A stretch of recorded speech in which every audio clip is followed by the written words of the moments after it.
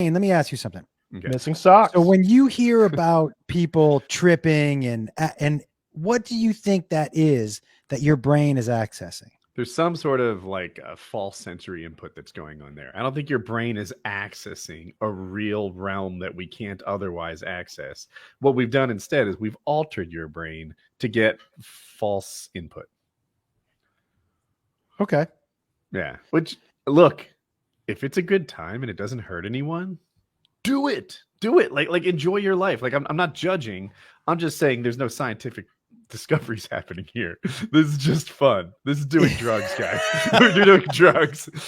You're having a great Friday night, but you're not breaking new grounds in science. That DMT, from what I understand, and like I said, I've never done it. My buddy had a DMT vape, which sounds real dangerous. Holy shit. I didn't know they had that. I didn't know really? that existed. Dude, can I Yes, interrupt that exists. Where did you But guys learn your stack ranking? From what I understand, it feels like you're tripping for like hours and you're only high for like 10 or 15 minutes. Yeah. That's the thing, is the time perception, from what I understand, is it's like a 9, 10, 15 minute thing. But your perception of time is altered in such a way that you do not feel like 9 minutes just transpired. You have gone on an entire fucking vacation in your mind in the last 15 minutes. And those people almost always come out like changed as individuals. Like they feel like they've experienced something life-changing. Why did you guys all freak out when you heard vape? I hear vape and I think it's the gentlest, kindest way to take pot. But it's just it's not that I have an experience with it or anything. It's just that like the idea that they take it from what's already like an experimental like drop or whatever you're going to put on your tongue and vaporize it and put it into the like respiratory system. It's just like a step further. It's like if you told me that they have a heroin vape. Like, holy shit, they're vaping heroin? Oh my God. Like, yeah, I like to put it in my eyeballs though. That's the real hardcore way. Like, can't we just shoot it in our vein? I don't have the same. I hear shooting directly into your bloodstream, and I think that's way more hardcore than vaping it. But I'm not saying I'm right. Okay. So you'd hear that too. Yeah. But you guys all heard vaping DMT and thought I was really just surprised that it's a thing. Yeah. For me, when I heard Woody, what was surprising, it's the ease of which you can just carry it around. Like I was like, so I can just have a DMT vape pen at the airport. So they've taken something extreme and made it like something like teenagers would do in the high school hallways. So I have some statistics about DMT experiences where they exposed like a study group to DMT and they asked them about their experience, and so it's broken down percentage wise.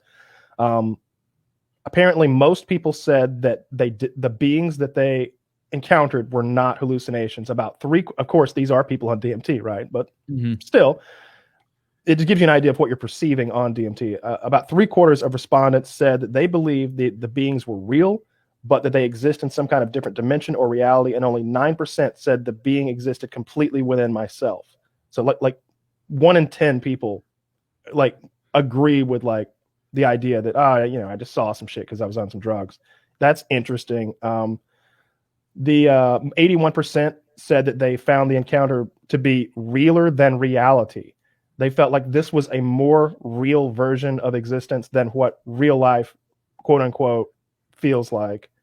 You could get a bit of bias just in the kind of people that are most willing to sign up for a DMT study, I would imagine. Perhaps. Sure. I want to know, so that Joe Rogan talks about DMT and often says like it's like upgrading your RPG character, right? Suddenly you're more creative, you're more open-minded, you're a better version of yourself than prior to the DMT experience. I would like to hear Kyle's study and know what happened to these people afterwards. Was there any change, any measurable change? Did their income go up? Did they get into a creative field?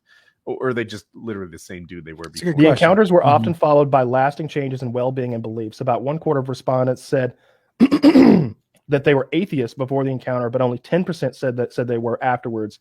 Additionally, approximately 1/3 of respondents reported that before the encounter, their belief system included a belief in ultimate reality, higher power, God, or universal divinity. But a larger percentage, 58% of respondents, reported this belief system after the encounter. What's more, 89% of the respondents said that the encounter led to lasting improvement in well-being or life satisfaction. Why? The researchers suggested that ontological shock, which is the state of being forced to question your worldview, may play an important role in the enduring positive life changes in attitude, moods, and behavioral attributes in these experiences. Interesting. Whoa.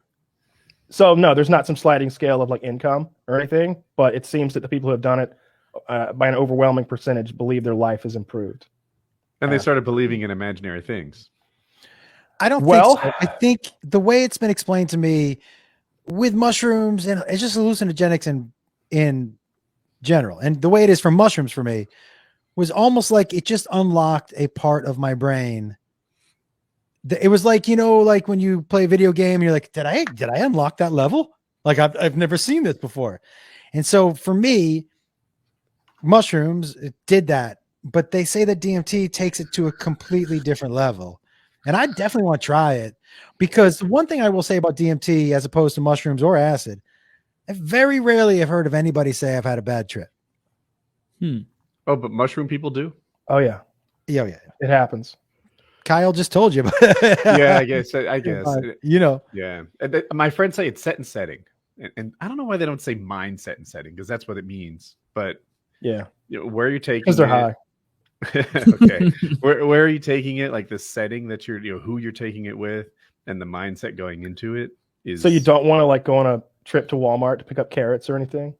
That'd be wrong. No. You might end up having a panic attack there at Walmart, huh? But what's your happy place? Is your happy place in front of the TV? Is your happy place? You love Walmart. A campfire? Is your, like, wherever that is where you should. Dude, a campfire would be the fucking go-to, right? If you're sitting by a campfire, like a nice chair, crackling, the maybe stars up above, like the smoke rising, the flames doing their thing. Maybe even have you ever seen that shit that you can throw into campfires that make them burn in multiple colors? Plastic. Yes. No, not plastic, you fucking degenerate. There's these little bags of like granules that you like throw in the like campfires, and now the campfire is multicolored, green and blues and yellows and oranges that you normally wouldn't see in a campfire. I got a bag of that in the other room. I think I'm gonna take it to Colorado with me to like, we've got like a big like campfire area in the backyard. We're gonna roast some marshmallows and chill outside.